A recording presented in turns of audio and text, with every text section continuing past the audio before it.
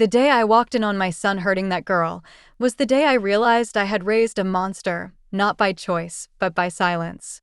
They say when someone dies, they take their secrets with them. I used to believe that. Used to think my husband went to his grave carrying every blow, every scream, every sin he inflicted on me. But I was wrong. Dead wrong. Because the day I found that girl, bound to a chair in my son's home, I realized some secrets don't die. They grow. They infect. And they come back with new names, new hands, and your son's face. My name is Eleanor Graves. 65. Widow. Mother of one. And until that day, I thought my life had finally ended its cycle of violence.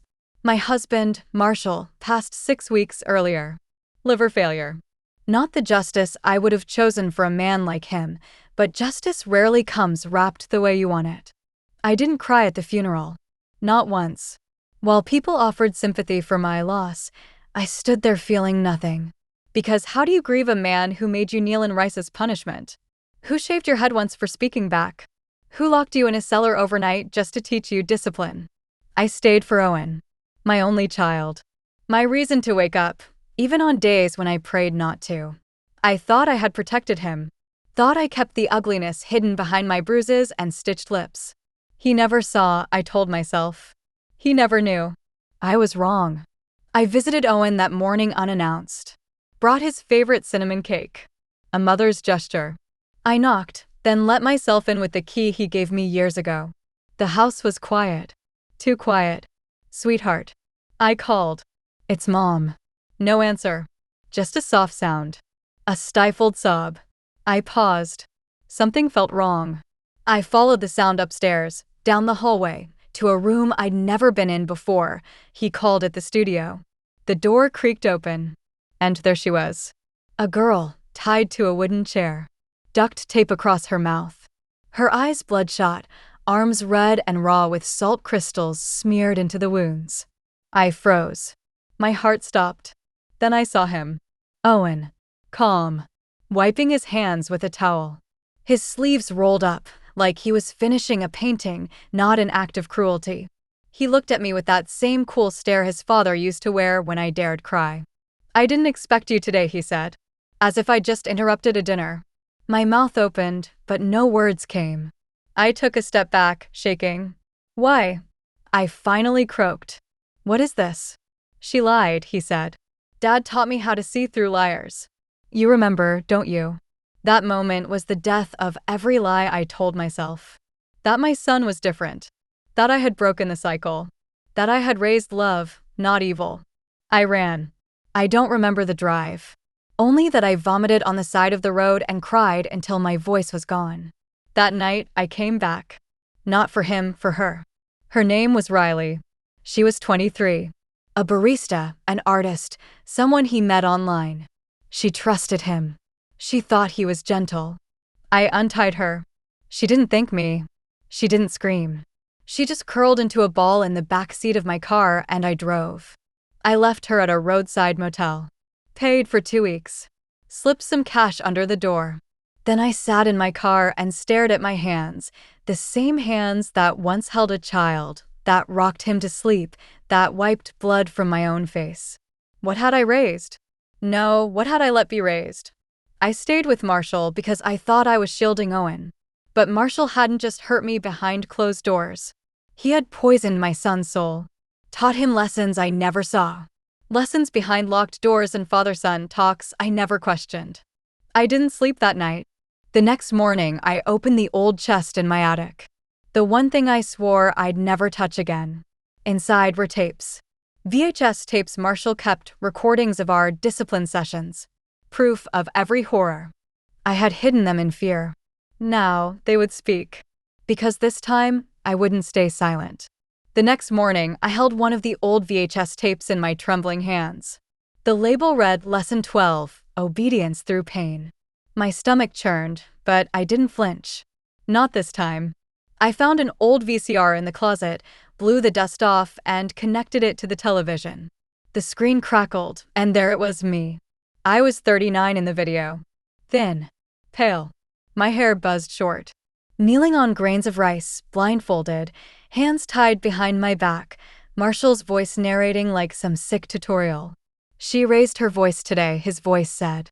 So we correct the impulse. Always calmly. Always consistently. I saw myself flinch before the belt struck. I paused the tape. My hand shook. My heart felt like it was being held underwater. But I pressed play again. I watched it all. Every minute. I needed to. I needed to remember what I had buried, because now it wasn't just my trauma, it was evidence. I gathered 5 tapes, marked them in red ink, and placed them into a box. Then I drove to the precinct. The officer at the front desk looked skeptical when I said I needed to report a case of domestic torture, one that started decades ago and might still be continuing. But when I showed him the tapes, his expression changed. An hour later, I sat in a private room across from a detective named Alina Rhodes. Sharp eyes. No pity. Just focus. You're saying your husband abused you, she said, flipping through my statement, and your son has taken on the same behavior? Yes, I said. Worse. He's refined it. Made it clinical. She leaned forward. Do you have evidence of what your son has done? Not yet, I said. But I can get it. A part of me hated myself for even saying that. I felt like a traitor. A mother is supposed to protect her child, but what do you do when your child becomes a predator? I drove home in silence. No music. No news. Just the hum of guilt and something colder, resolve. The next day, I returned to Owen's home. He wasn't there. I still had the spare key. I let myself in and searched. In his study, I found a locked drawer. I picked it open with a fork. Inside were files, typed documents labeled with names and dates. Riley's file was there. Notes on her progress, photographs, details about her defiance episodes. I nearly vomited again. My son had turned abuse into a science. I took pictures. Every page. Then I found a USB drive. I pocketed it. That night, I got a call. It was Riley. She said she needed to talk. I met her in the back of a gas station parking lot. She didn't look the same. There was a fire in her eyes now, and a tremble in her voice she was trying to hide. I didn't think anyone would believe me, she said. But you did. Anne. I'm ready. I'll testify. Her words pierced through me. She had more courage at 23 than I'd had in a lifetime. I handed everything to the detective the next morning. The USB had videos. I didn't watch them, I didn't need to. The screams were enough. Within 2 days, they had a warrant. Owen was arrested at work. He didn't fight. Just stared at me when they led him away. Not hate. Not fear. Just cold calculation. You're no different than him, he said as they cuffed him. He always said you'd betray us one day. And just like that, the courtroom gates began to rise. The night after they arrested Owen, I stood in my kitchen staring at the space where his baby photos used to hang. I had taken them down just hours earlier, each frame, each smiling moment, packed away in a box I didn't have the heart to label. I didn't cry. Not yet. My body had learned to store grief like a backup generator. It would come when I least expected it. But not now. Not when I still had to testify. Detective Rhodes called that evening. The ADA wants to pursue charges, she said. Both against your son and potentially posthumously against your husband. You'll be the primary witness. Her voice was steady, clinical. But I could hear the weight behind it. Do you understand what that means, Mrs. Graves? Yes, I whispered. It means tearing open wounds that never really healed. The first meeting with the prosecutor was brutal. A small room, fluorescent lights, folders stacked like silent verdicts. Riley sat across from me, wearing long sleeves in July. Her hands trembled when she signed her statement, but she didn't look away once. The ADA, a young man named Keene, asked me to walk them through everything. From the beginning. How long did your husband abuse you? He asked. 32 years, I said. Not every day, but often enough that I stopped counting. And your son? I thought I protected him, I said. But I was wrong. The hardest part wasn't remembering. It was hearing it out loud. When I described the beatings, the punishments, the nights I was tied up and left outside in the cold, they all took notes like doctors in a trauma ward. Riley's hand brushed mine once, gently. I didn't pull away. By the end, Keene leaned back and sighed. You understand, Mrs. Graves, that when you testify, the defense will try to paint you as complicit. That you enabled your husband. That you stayed. I nodded. Let them. I'll answer them with the truth. But that night, the truth cut deeper than any courtroom ever could. It started with a knock at the door. Late. I opened it cautiously. It was my neighbor, Doris. 74. Church-going. Widow. She didn't smile. She held up a newspaper, Owen's mugshot printed on the front page. What is this, Eleanor? She asked. They're saying awful things. They're true, I said quietly. All of them. She stared at me, then shook her head. We always thought you had the perfect son. I didn't answer. She walked away. The next morning, 2 members of the Neighborhood Watch Committee left a note in my mailbox. We're sorry, but we ask you not to attend future gatherings at the rec center until this matter is resolved. Even after all these years, Shame still knew my address. But something else started to change too. Riley began calling me every few days. Not because she needed me, but because she wanted to talk. About small things. The weather. Music. Her cat. And somehow, in those small talks, we both started to breathe again. I thought you were weak, she said one night. But you weren't. You survived him. And now you're destroying what he left behind. I hung up and cried in the dark, quietly, like I used to. But this time, I wasn't crying for what I lost. I was crying for the part of me I thought had died, that ember of fight still buried beneath decades of silence. The court date loomed. My statement was finalized. The tapes were filed into evidence. Riley would testify after me. The prosecution asked if I wanted to see Owen before trial. Just once. To say anything. I said yes. And the moment I walked into that sterile, glass-divided room and saw him, my son, I realized something I never expected. I didn't hate him. I hated what he'd become. I hated the man he mirrored. But there was still a boy in there. A boy who once clung to my legs when the thunder roared, who colored me pictures when I wore long sleeves in summer. But he never spoke during that meeting. Just stared at me. Cold. Distant. Like I was the traitor. I leaned forward and said the words I'd been practicing for weeks. I'm doing this because I love you. Because the only way to end the pain is to expose it. Even if it destroys me. He didn't flinch. Didn't blink.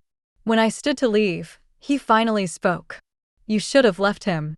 And that broke me more than anything. The courthouse smelled like paper, cold coffee, and old pain. I sat in the hallway outside courtroom 3B, staring at the beige walls while Riley paced in her oversized sweater. She hadn't spoken in 20 minutes. I didn't blame her. When the bailiff called our case, I stood.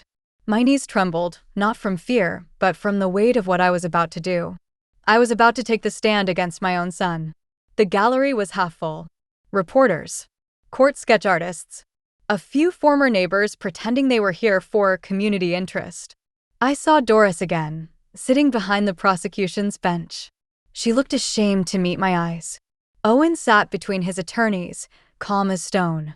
He wore a suit I had bought him 5 years ago, and that alone made my throat tighten. Then they swore me in. I sat down behind the microphone, hands folded in my lap. The prosecution began gently. Mrs. Graves, could you describe the nature of your late husband's abuse? I closed my eyes for just a second, then answered. It began after I had our son. Small things at first. Withholding food. Silent treatment. Then came the rules. The rituals. The punishments. He said he was disciplining the disobedient. They asked me to elaborate. I did. Not clinically, but clearly. I described the rice. The belt. The way I was made to kneel until my knees bled, or stand for hours without sleep while he recited scripture about wives submitting to their husbands. There was no gasping from the jury. Just silence. Then came the second layer. Did your son witness this? I hesitated. Not directly. But later I learned he was watching. Listening. Did your husband involve your son? My voice cracked. Yes. How? I gripped the wooden edge of the witness box so tightly my fingers turned white. He would take Owen on long walks. Father-son talks, he called them. Sometimes I'd hear them behind closed doors. My husband would say things like, "You'll understand when you're a man." I looked at Owen. He looked down. I didn't know, I whispered. I swear I didn't know what he was teaching him. Not until I found that girl. The prosecution paused. Let the room breathe. Then they submitted the tapes. They played one. Just one. It was grainy, black and white. You couldn't see my face, just my body, curled and crying, and Marshall's calm voice. Watch closely, Owen. This is how you correct a liar. The jury flinched. I heard someone sniffle behind me. Then the cross-examination began. The defense attorney stood. Tall. Young. Confident. He looked at me like I was the criminal. Mrs. Graves, he began. You remained married to this man for over 3 decades. Why? Because I believed leaving would make it worse. Worse for you? Or for your son? Both. So you're admitting you exposed your son to prolonged abuse. I'm admitting I stayed. Because I thought silence was safer than escape. I was wrong. He paced. Why did you wait until your son's arrest to come forward with these tapes? Because I was afraid. Afraid of your dead husband? No, I said. Afraid of the truth. Afraid of realizing that I hadn't saved my son after all, that I'd lost him long ago. He didn't expect that answer. He froze for a beat, then tried to pivot. You didn't contact authorities after finding the alleged victim? I took her to safety, but didn't call police. I didn't want her re-traumatized. I gave her time. The cross-examination ended shortly after. The jury watched me, not with doubt, but with something deeper. Recognition. Then came the twist. Detective Rhodes approached the bench with new evidence. A journal, Marshall's journal, found in a storage locker under Owen's name. Inside were entries. Disturbing, handwritten plans. Entries like, Owen's progressing well. Shows no hesitation when asked to describe pain techniques. He must learn control, not anger. My legacy will live through him. The court fell into stunned silence. My stomach dropped. It was never just me. I wasn't just a victim, I was part of a breeding ground. Marshall hadn't just hurt me. He trained Owen. Groomed him like an apprentice in cruelty. I had thought the violence ended with a grave. But it had only evolved. I left the stand shaking. Riley was next.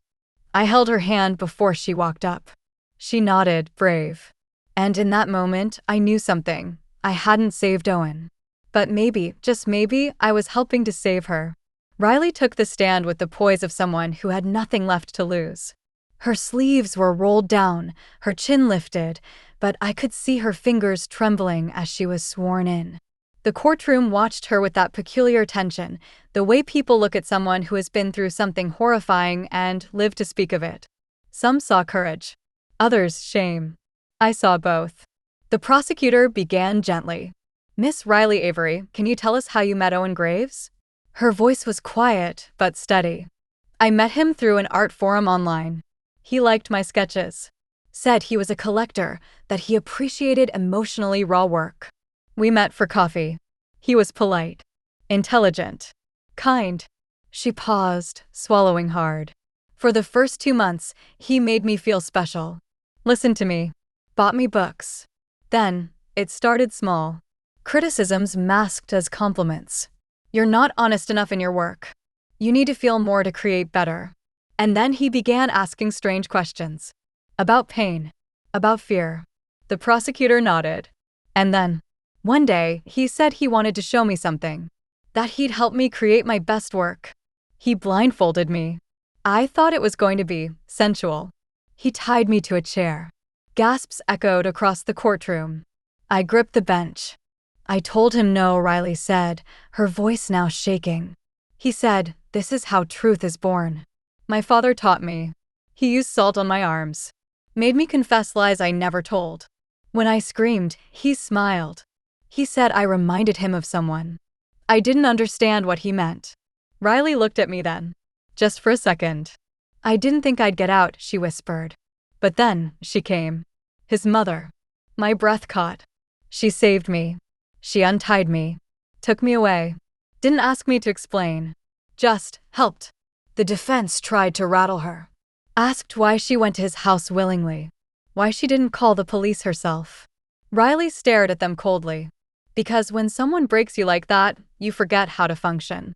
I was in shock. But she believed me when no one else would. I wept quietly. For her. For myself. For the years I thought staying silent was safer than fighting back. After court adjourned, I stepped outside and was immediately met with flashing cameras. Reporters pushed in, asking about the tapes, the trial, my son. I said nothing. At home, I found an envelope in my mailbox. No return address. Just a single page inside. Typed. Anonymous. I saw your testimony today. I believe you. I was his first. Before you. Before he became the disciplinarian. I was 13. I was his cousin. I tried to tell the family. No one believed me. They said I was sick. I left the country at 18. Now I watch from afar and I see he made you into a witness to your own torment. But now you're the one exposing him. Thank you for not letting him win in silence. I dropped the letter. My hands shook uncontrollably. Marshall's evil hadn't started with me. It started long before. And the family his family had known. Hidden it. He hadn't just trained Owen. He had been trained himself. This wasn't a monster born. It was a monster cultivated. Passed down. Protected. Preserved. But now I was the crack in the legacy. I sat at the kitchen table and stared at my hands. The same hands that once patched my son's scraped knees had now pointed straight at him in a courtroom. The guilt came in waves. So did the clarity. I didn't make Owen what he became, but I enabled the lie. And now I would spend the rest of my life undoing it. The day after receiving the anonymous letter, I drove to the address printed at the bottom of Marshall's will, the one listed as Graves Family Archives. I'd always ignored it. Just another excuse to stash his pride and ego. But now I wasn't looking for closure. I was looking for the truth that raised a monster. It was a crumbling estate 2 hours outside of town, owned by Marshall's older sister, Yvonne. I hadn't seen her in nearly a decade. She was the type of woman who could serve a cup of tea with a smile while judging you into dust. When she opened the door, her face dropped the moment she saw me. "Eleanor," she said flatly, "I assume you're not here for reconciliation." "I'm here for answers," I said. "Did you know?" She didn't play coy. Just turned and walked back inside. The house smelled like dust and old perfume. Faded portraits lined the hallway. One was of Marshall as a child, no older than 10, wearing a stiff suit, chin tilted in defiance. "Your husband was a complicated man," Yvonne began, pouring herself coffee like this was just a normal Tuesday. "He was raised strict. So were we all. Our father believed in control. Perfection. Pain. Did he hurt you too?" I asked. Her smile was bitter. "No. He saved that for the younger cousins." And no one said a word. Father covered it. Mother prayed it away. I left the first chance I got. "And Owen?" I asked. "You knew what he was doing to Owen?" "I suspected," she said quietly. "But Marshall told me not to interfere. Said he was making a man out of him. A real man." My breath left my body like I'd been punched. "You knew," I whispered. "You all knew." She looked at me for the first time with something almost resembling sorrow. "I was afraid of him, Eleanor. The same way you were. We all were." I stood. My hands were shaking again. Fear isn't an excuse. It's how evil survives. Before I left, she stopped me. Pressed a thick manila folder into my hand. "You might want to see this. It's Marshall's original therapy file. The one father had sealed when he was 15. I didn't thank her. I just left.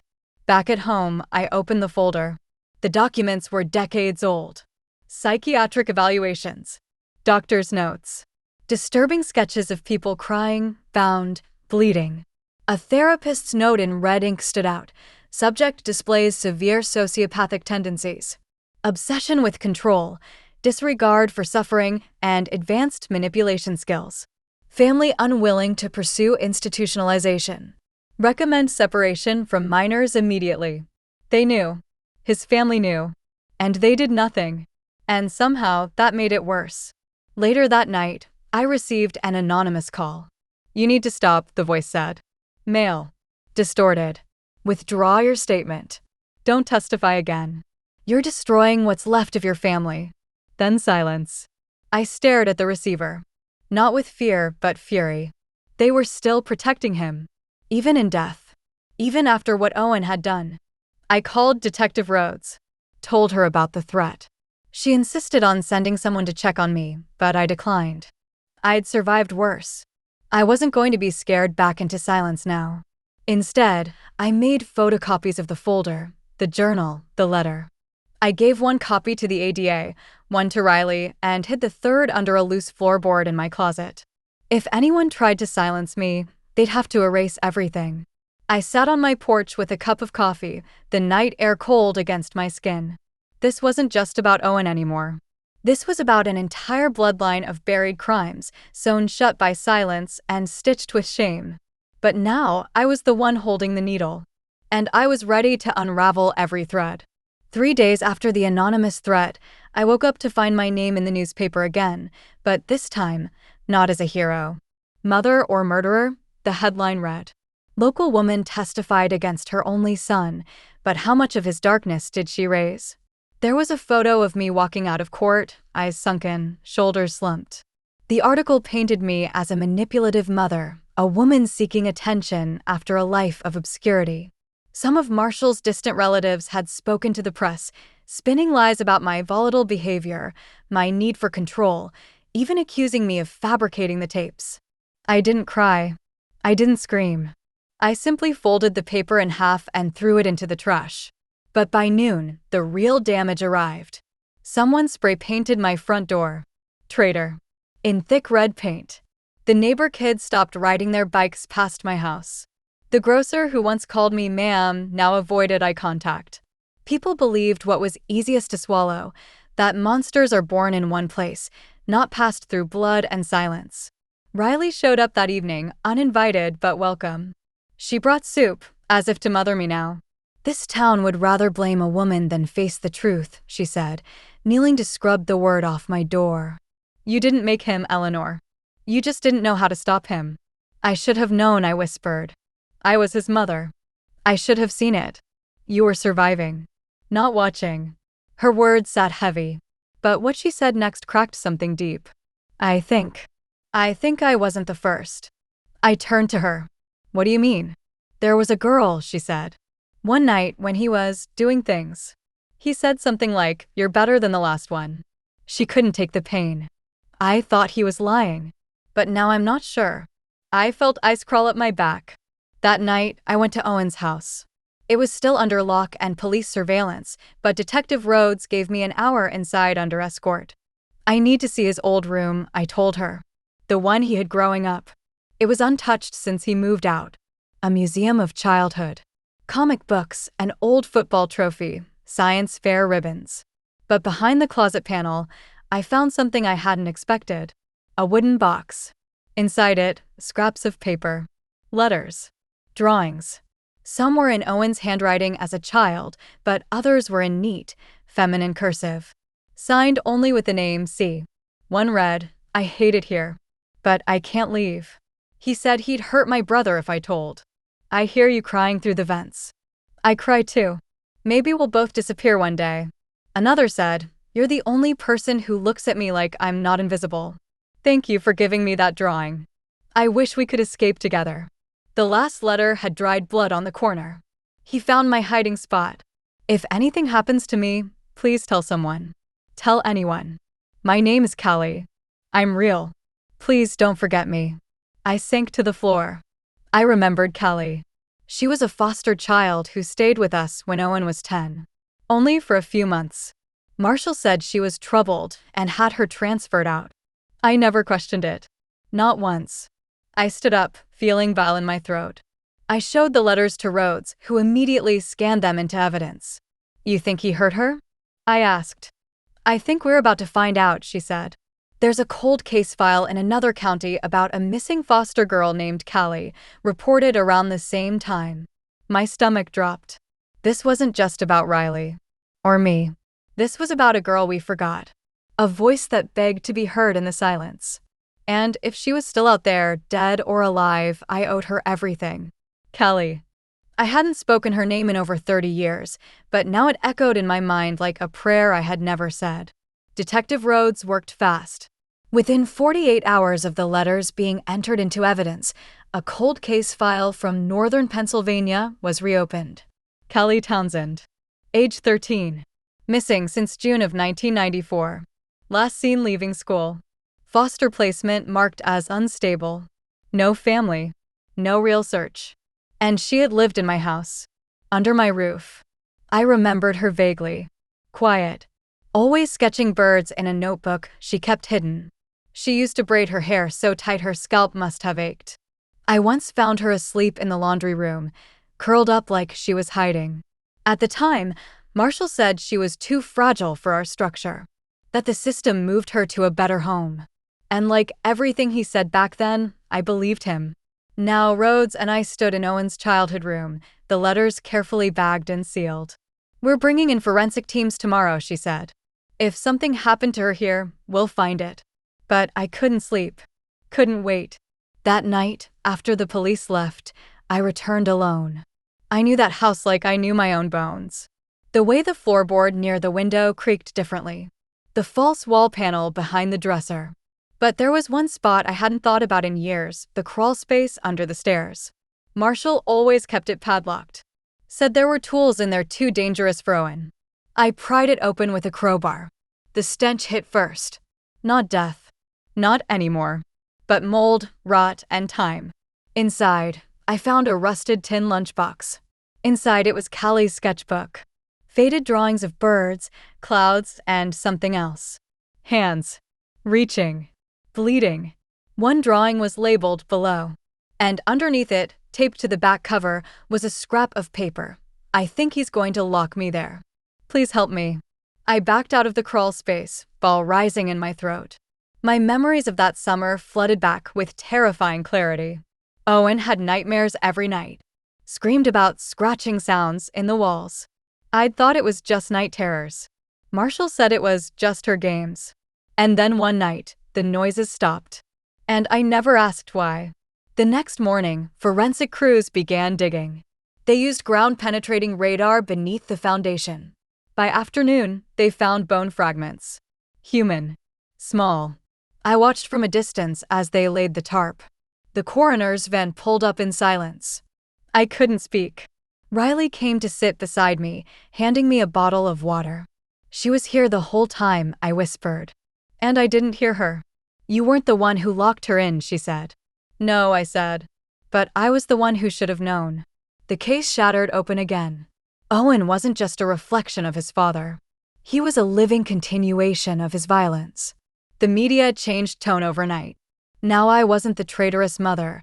I was the last living witness to a generational horror story. Still, the messages came. Anonymous emails. Handwritten letters. "How could you let this happen? Maybe your silence killed that girl. You're just as guilty." I didn't reply. I didn't defend myself. Because part of me agreed. Not in a court of law, but in the court of my own soul. That night, I opened Callie's sketchbook again. At the very back, there was one last drawing. A woman holding the hand of a little girl, walking out of a burning house. Above them, in scratchy pencil, were 3 words: "Don't be silent." 2 weeks after the discovery of Callie's remains, the court granted the prosecution permission to expand charges against Owen, this time including the suspected involvement in the death of a minor. But something even more unexpected happened before the next hearing. Detective Rhodes called me on a Sunday morning, voice more tense than usual. "We have someone who wants to speak with you directly," she said. Her name is Grace Holloway. She's 71.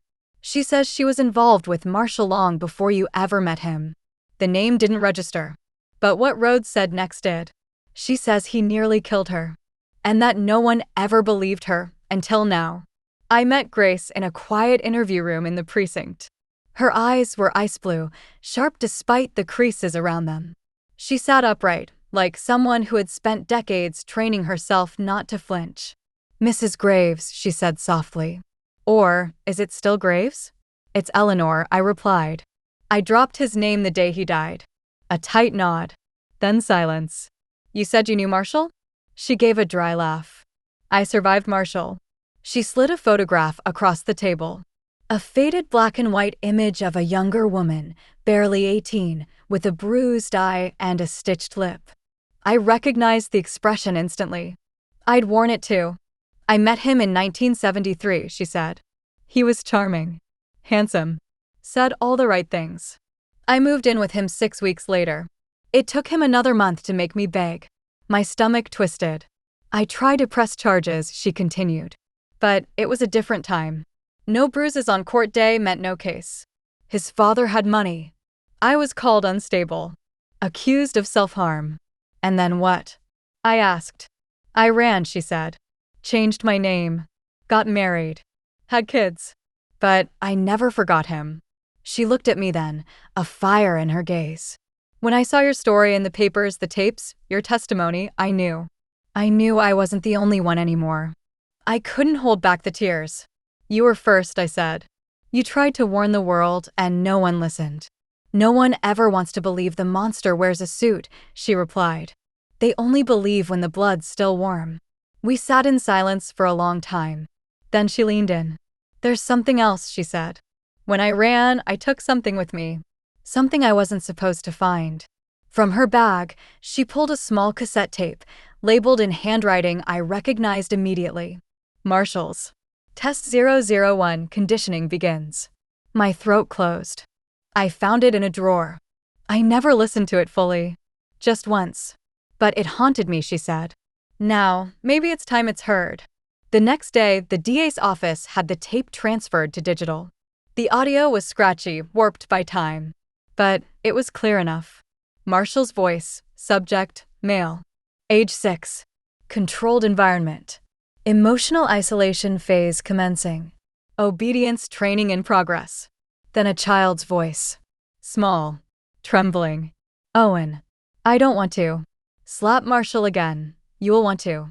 You'll thank me someday. The courtroom fell into stunned horror when it was played at the pretrial hearing. The judge nearly adjourned early, face ashen. This wasn't parenting. This was programming. That night, I sat alone on my porch, Grace's tape in one hand, a glass of wine in the other. My son was never born a monster. He was molded, beaten into shape by a man who believed pain was power and silence was virtue. And still, he chose to carry that torch. He could have broken the chain, but he didn't. Now I would. The courtroom was colder this time. Not the air, the atmosphere. Everyone knew what was coming. The second hearing had been requested after Grace Holloway's testimony and the discovery of the tape labeled Test 001. But the prosecution had one final request, that I return to the stand. Not as a mother. Not as a widow. But as the first surviving witness to Marshall Graves' conditioning program. I hadn't planned on revealing what I was about to say. Some truths you bury so deep, you convince yourself they never happened. But something had shifted inside me. I didn't want to leave the courtroom with half my story still sealed behind my ribs. So I said yes. The judge called the court to order. Owen was there, cuffed, sitting stone-still beside his defense team. He didn't look at me. Not once. I was sworn in again. The bailiff's voice rang loud and sterile. Do you swear to tell the truth, the whole truth, and nothing but the truth? I did. And this time I meant all of it. The prosecutor approached gently. Mrs. Graves. Eleanor, could you tell the court what happened on the night of December 14th, 2003? My breath caught. That date wasn't in the files. It was a memory I had sealed in my mind like a casket. I gripped the stand and nodded. That night, I said, voice trembling, Marshall had locked me in the pantry again. For refusing to follow one of his rules. He said dinner was for the obedient. The room was silent. I was in there for 6 hours. In the dark. No food. No water. I could hear Owen in the other room, laughing at a cartoon. He was 12. Just a child. But when I knocked on the door, I heard him ask his father if he could keep me in there longer. I swallowed. That's when I realized my son had changed. I looked at Owen. Finally. His eyes were wide, but he still didn't speak. Later that night, when they went to bed, I got out. Used a bobby pin to unlock the pantry. I went to the kitchen. Took the biggest carving knife we had. A collective intake of breath rippled through the courtroom. I stood in the doorway of the bedroom. Marshall was asleep, snoring. I raised the knife. I closed my eyes, felt the metal in my hand again, heard my own heart thundering. But I couldn't do it. Not because I loved him, because I looked at Owen, curled at his father's feet. And I thought, if I kill him, will my son become him anyway? Tears spilled down my face. So I dropped the knife. And I crawled back into that pantry. And I stayed, because I was a coward. The courtroom was frozen. The judge blinked slowly. You weren't a coward, the prosecutor said gently. You were a mother. And you were trying to survive. I nodded, but inside, the guilt still gnawed. Then I turned to the jury. I didn't kill him that night. But now I know silence is just as deadly. I let the monster live. And he made another. The judge called for a recess. I walked past Owen as I left the stand. He finally looked up. There were tears in his eyes. But I didn't trust them. Mom, he started. I stopped. You don't get to call me that anymore, I said. You buried the boy I raised. You let him rot beneath your father's shadow. And then I walked away. Back home, I received a voicemail from Grace Holloway. That thing you did today, it saved more than just your soul. It saved mine too. Thank you for breaking the silence for all of us who never could. Later, Riley stopped by. She brought me a single bird feather she'd found outside the courthouse. She would have liked this, she said. Callie. I pressed it between the pages of Callie's sketchbook. And for the first time in years, I slept with the window open. A week before the final sentencing hearing, I received a letter. Not from a stranger. Not from the court. From Owen. It was handwritten, 5 pages long, folded neatly in an envelope with my name scrawled across the front in his boyish script. The same handwriting I once taught him, letter by careful letter. I held it for hours before I opened it. Inside, he wrote, Mom, I know what I've done. I know what you saw. But you don't understand everything. I didn't want to be this. He made me into it. And the worst part is I didn't even realize it until it was too late. There were moments when I fought it, when I wanted to stop. But every time I tried, I heard his voice in my head. His rules. His rituals. But there's something I need you to hear. Something you never did. The letter ended with instructions, a location, a date, and a key. Detective Rhodes insisted on going with me. We met at an abandoned storage unit on the outskirts of town, the one registered under a shell company Marshall used decades ago. Inside, behind a locked cabinet, we found a dusty box labeled in black marker, Obedience Recordings, Private Archive. There were tapes. Dozens. Numbered, dated, cataloged. But one stood out. Labeled in red ink, Eleanor, the test. Rhodes and I listened in the precinct evidence room. My voice came through first quiet, confused. I sounded young. Maybe 25. Marshall, please, what is this? Then his voice, calm and methodical.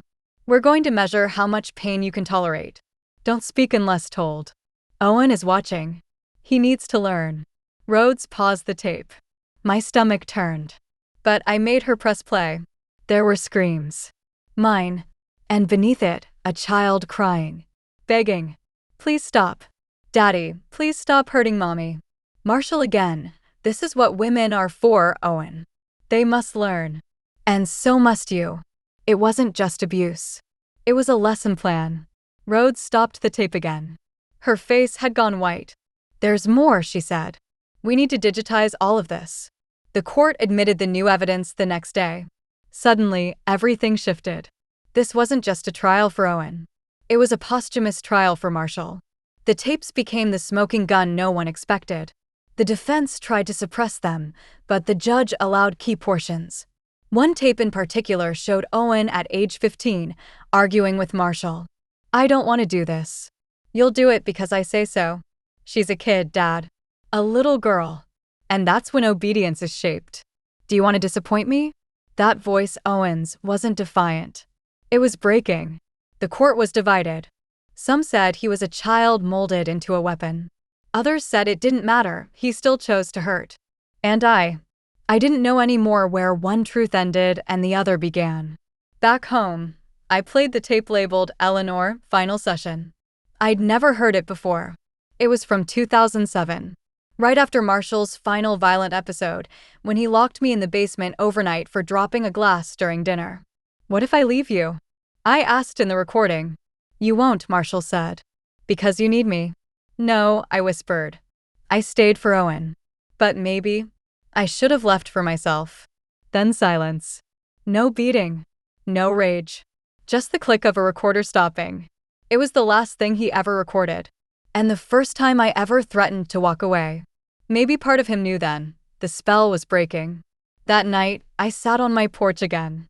Riley sat beside me in silence. "Owen's sentencing is next week," she said. "Do you want to speak?"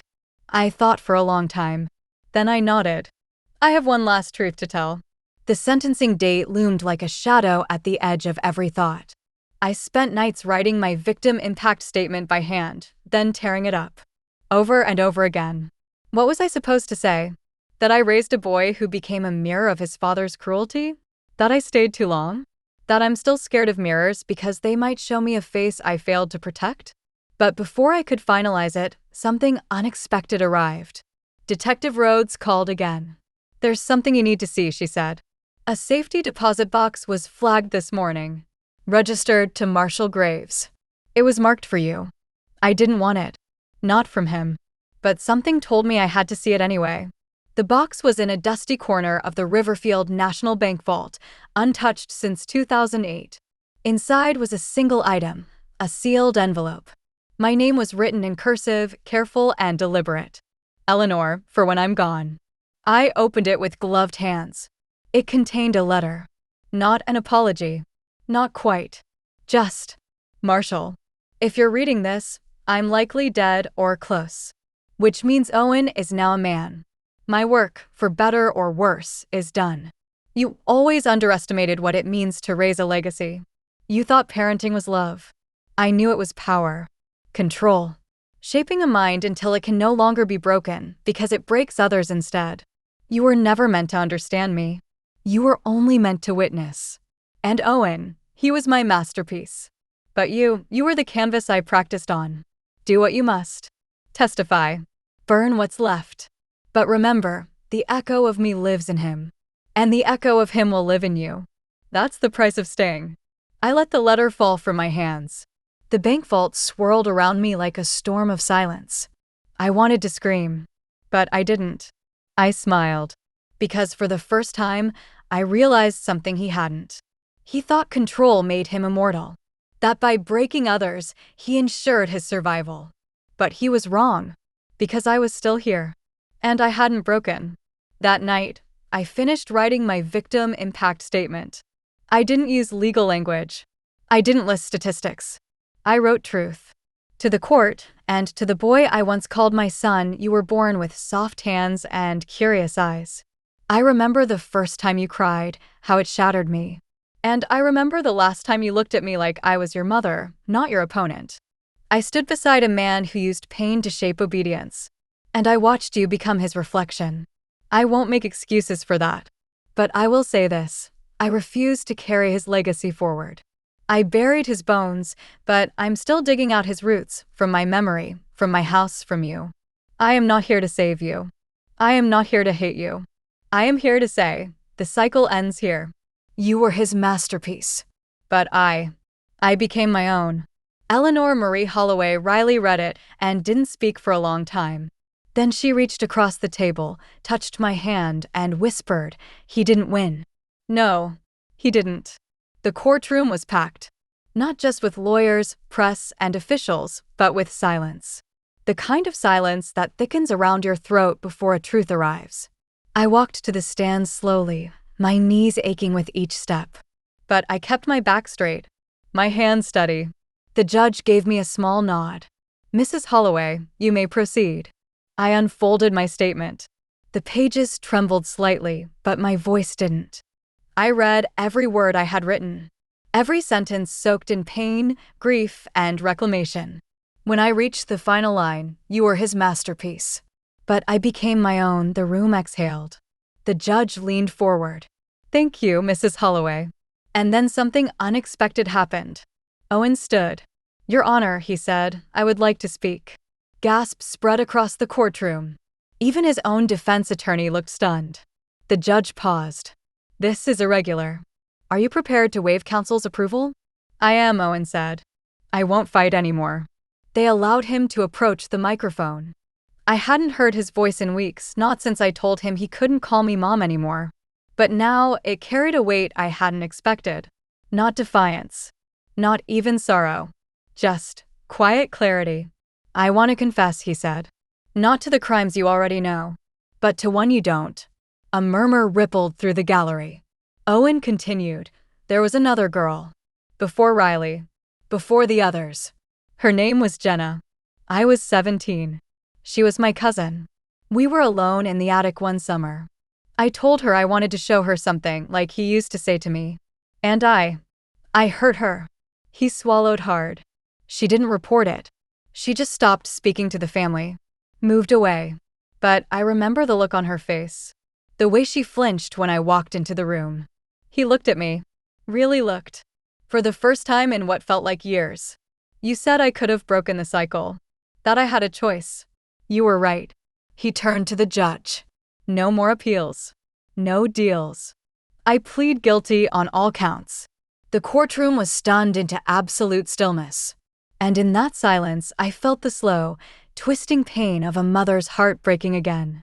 Not out of betrayal this time, but out of the terrifying realization that her child finally understood, and it was too late. The judge nodded solemnly. "So noted. Mr. Graves, your sentence will be determined next week." Owen was escorted back to his seat. As he passed me, he whispered, "I see you now, Eleanor." "I wish I had seen you sooner." I said nothing, because I had no words for what he had become. Only the knowledge that, finally, the truth had reached him. And that truth was a blade. Outside the courthouse, Riley stood waiting with a single lily in her hand. "For Callie," she said, and placed it at the steps. "She would have liked lilies," I whispered. "And she would have liked you." Riley smiled softly. "You think this is justice?" I looked out over the city. "No," I said. "Justice is never clean. But this is a beginning." 3 days after Owen's confession, I received a message. No sender. No introduction. Just 5 words, "You need to be there." Attached was an address, an old community center I hadn't stepped inside in decades, and a flyer, "Survivors of Silence," a memorial for the unheard. I thought it might be a mistake. But something in my gut said no. So I went. The center was filled with women and a few men, some older, some no more than girls. They sat in a quiet circle, surrounded by candles and drawings. Some bore names. Others, just initials. At the center of the display, framed in soft blue light, was a photograph of Callie Townsend. It must have been taken before she came to us, young, hopeful, braids like I remembered, holding a sketch pad to her chest. The moment I saw her face, my legs nearly gave out. A woman stood and helped me to a chair. I recognized her. "Grace Holloway. You didn't think you'd started something," she said, "but you did. Your story pulled others out of hiding. The ones who weren't believed. The ones who were told they were crazy." She gestured around the circle. "We came here to be quiet. But now we speak." One by one, women shared pieces of stories. Short sentences. Names they never got to say out loud. Things they wished they could forget. And then a young woman stood up. Barely 20. Nervous. "My name is Laura," she said. I worked at Marshall Graves' private publishing house. For a year. He never touched me. But I saw things. Notes. Scripts. Private drafts. One was a book he never released. It was basically a manual. About obedience. Punishment. I thought it was fiction. Until I saw the news. I tried to tell my boss. They shut me up. My stomach dropped. "Do you still have it?" I asked. She nodded. A scanned copy. Hidden on a flash drive. Grace leaned over to me. We always thought Marshall's darkness ended at his house. But he spread it. Quietly. Through others. Through words. I felt cold all over. That night, Laura gave me the drive. Inside was a file labeled, "Doctrine of the Unbroken." The first page read, "A true leader creates silence in others not by violence, but by reshaping what they believe they deserve." The entire document was a blueprint for grooming obedience, phrased like philosophy, disguised as enlightenment. And it had footnotes from other contributors. Initials I didn't recognize. But one stood out, J.H. I scrolled to the footnote. It said, "Control begins in the womb. If the mother fears, the child obeys." I dropped the drive like it burned. Marshall hadn't just taught Owen. He'd taught others. And at least one of them was still out there. I sat in my car for an hour after the memorial. The world outside kept moving, but inside me, something else had clicked into place. This wasn't over. Owen's sentencing was just one chapter. But the network of control, of silence, it lived beyond him. And I wasn't just the mother of a monster anymore.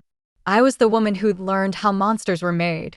For years, I thought Marshall's evil was contained, like poison in a bottle I'd locked in the back of a closet. But after Laura handed me that flash drive, I saw the truth. He'd uncorked it long ago. And it had seeped into cracks I never saw forming.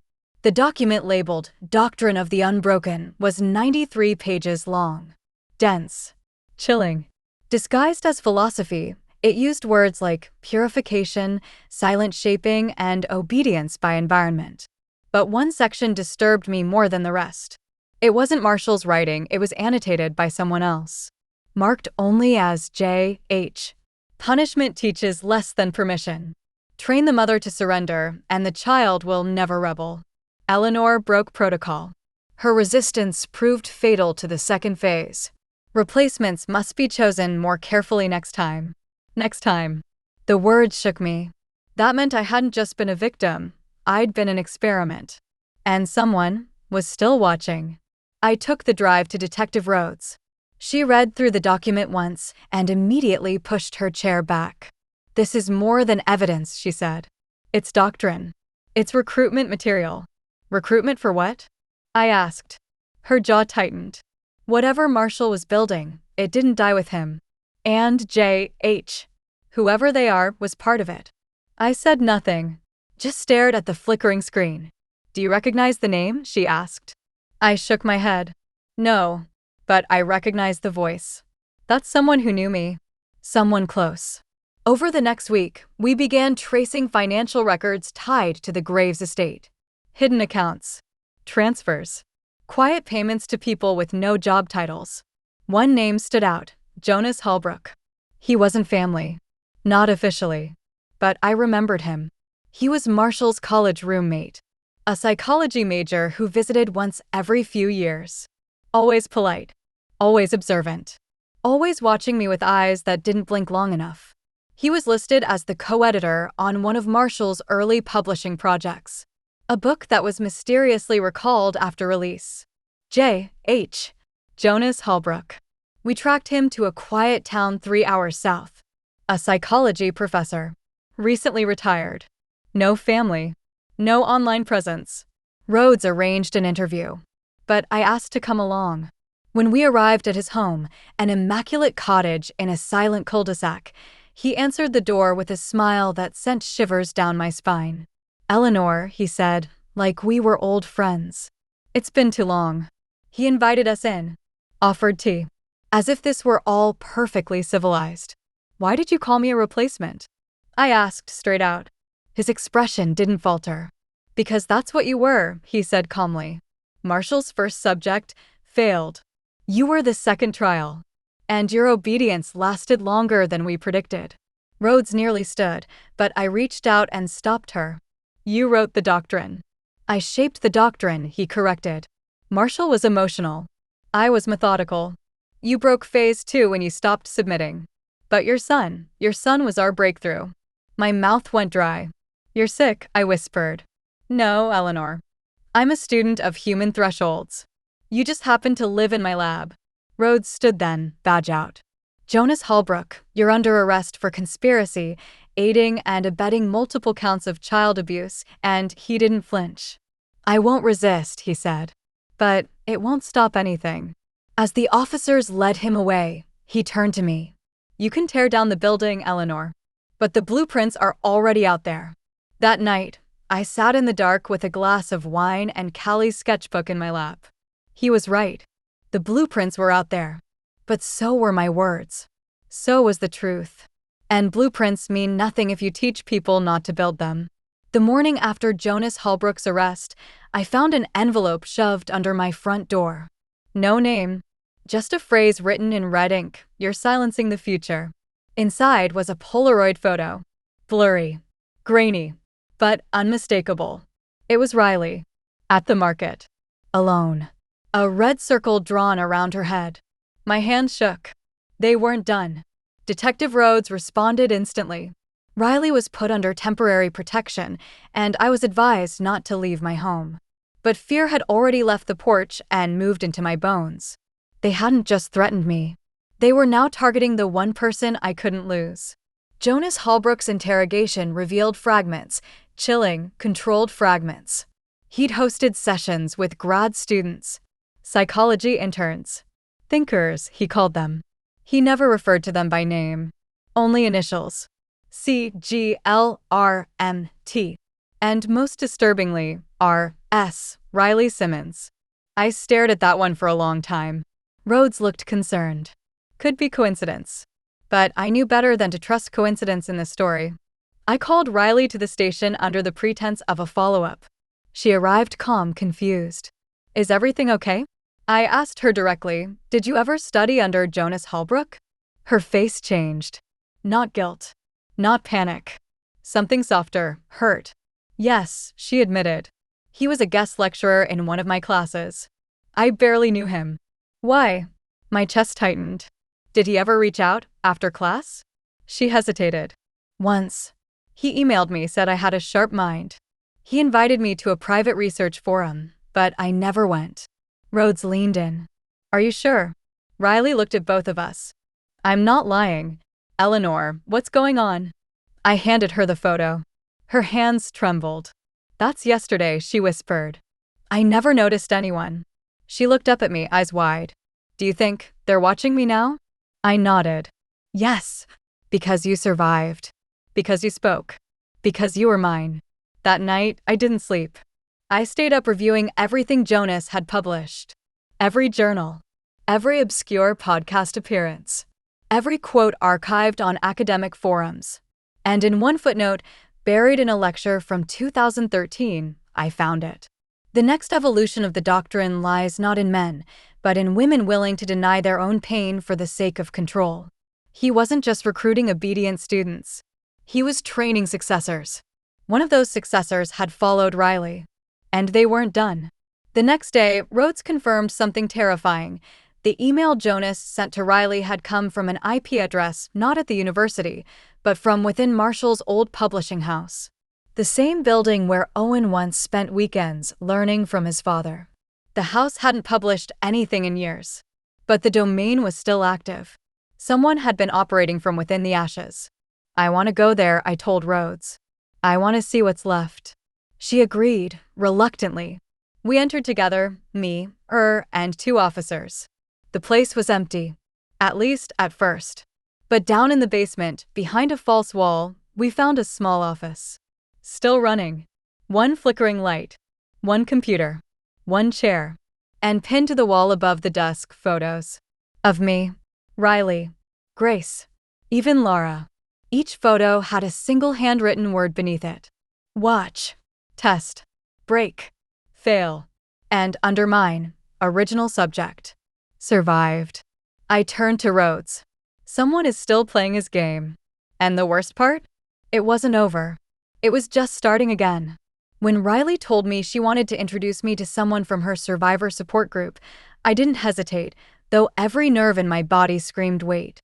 "She's amazing," Riley said. "New to town. She read about your testimony and said it changed her life." That phrase, "changed her life," twisted in my gut. It was too familiar. Too rehearsed. Still, I agreed. Because I had to see her for myself. Her name was Mara Quinn. Early 30s. Long dark hair. Thin frame. Big eyes that blinked just a little too slowly. She wore empathy like a well-fitted coat. Said all the right things. "Your story gave me the courage to speak," she told me, holding my hand just a second too long. Riley beamed beside her. "Mara's been through a lot. She's incredibly brave." I smiled gently. But inside, something was already unraveling. Later that night, I ran a background check. Rhodes helped. No record of Mara Quinn anywhere before 2022. No birth certificate. No school records. No former address. But the name had appeared once before in an old forum used by Jonas Holbrook's former students. A user named Quinn_theory had posted a comment 3 years ago. Obedience is more effective when the illusion of safety is present. I didn't sleep. The next day, I invited Mara to my house alone. Riley was working. I wanted to talk, I told her. Just us. She smiled warmly. Of course. We sat across from each other at the kitchen table. Callie's sketchbook sat quietly beside my tea. I didn't offer her any. Instead, I opened my laptop and slid it toward her. On the screen, a photo of Jonas Holbrook's forum. Her username highlighted. She looked down, blinked, then smiled. You've done your homework. My heart thudded, but I stayed calm. You're not a survivor, are you? Her smile didn't falter. Oh, Eleanor. I am. I waited. I survived Jonas. And Marshall.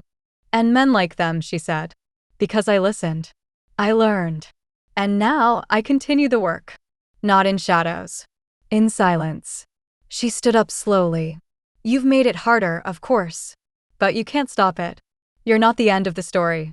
You're just the scar the next generation will cut around. I stood too. Get out. She nodded, almost tenderly. Riley already trusts me, you know. That's how it always begins. I'll tell her everything, I said. Mara leaned in.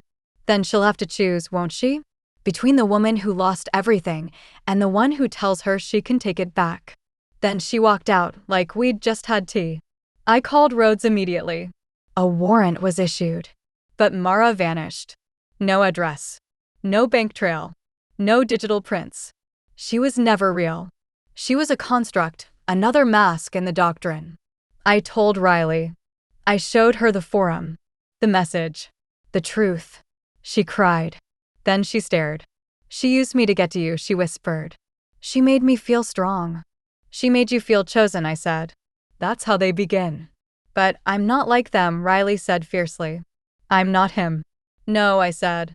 But now you understand how easy it is to become part of someone else's story. That night, I locked every door.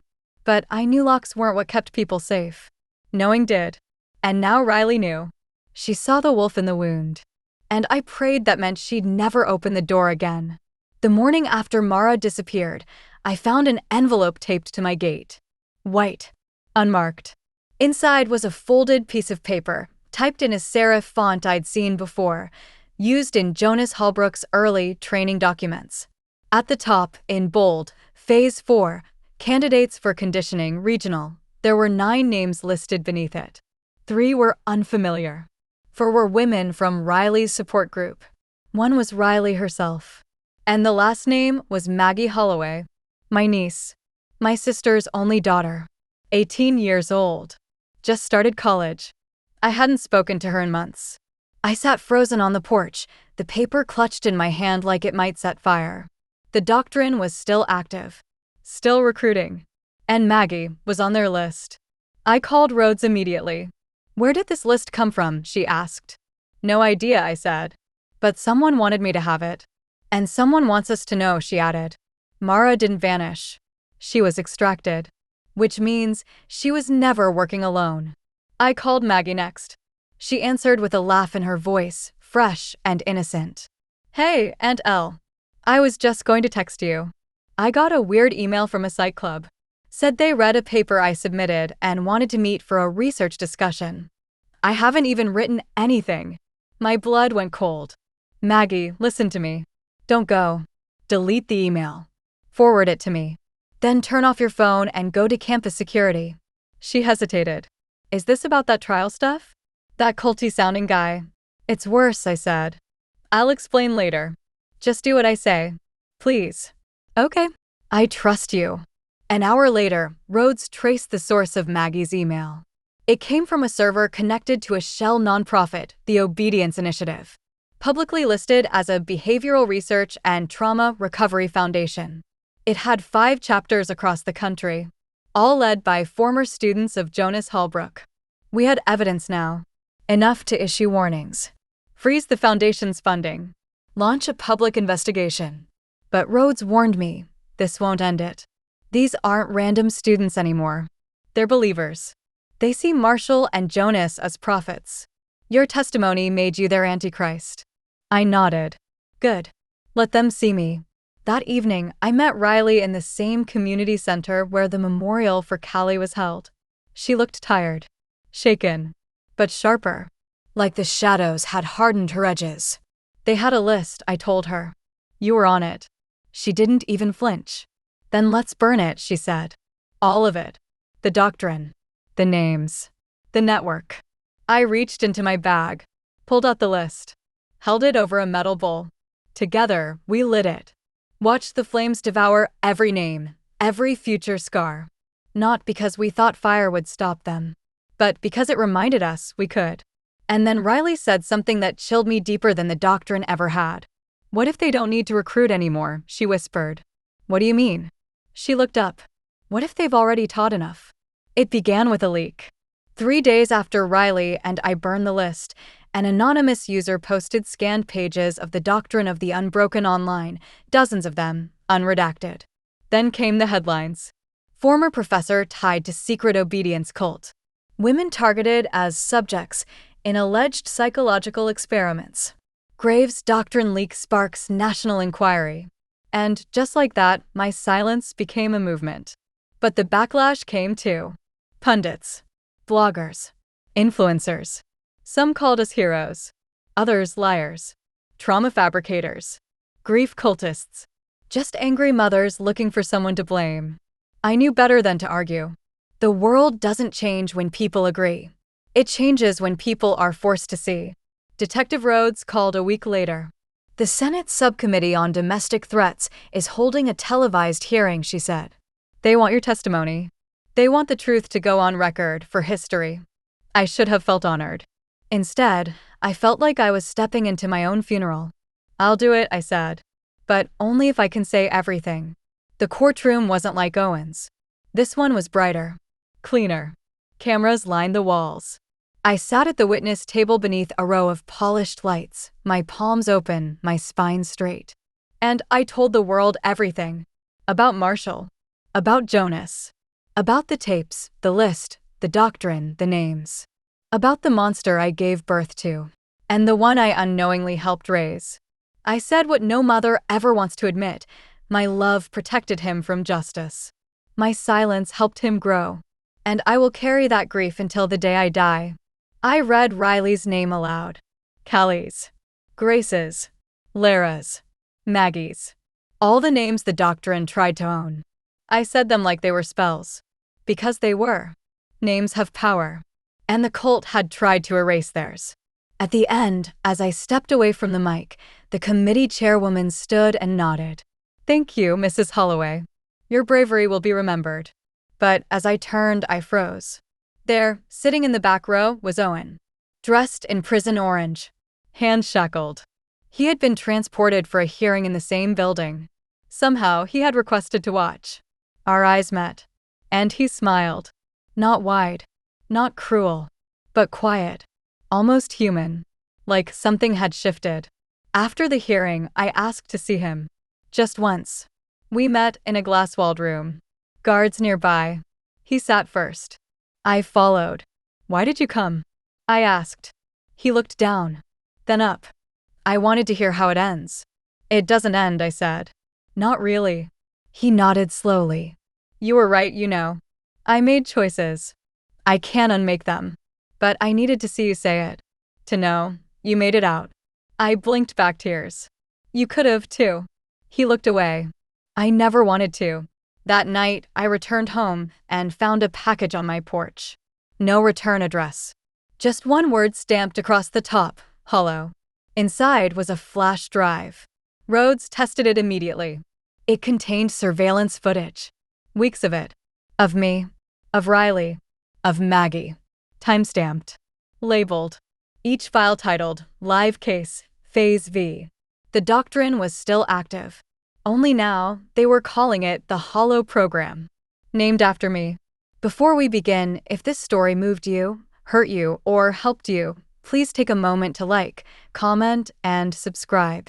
Share this with someone who needs to hear that silence doesn't have to last forever. And tell us, have you ever had to break your own heart to save your soul? Now, let me finish what I started. They used my name. Hollow. A mockery. A threat. A legacy. It wasn't enough that I'd broken the silence. They wanted to own the echo. But I had learned how to turn echoes into weapons. Rhodes and I went public again.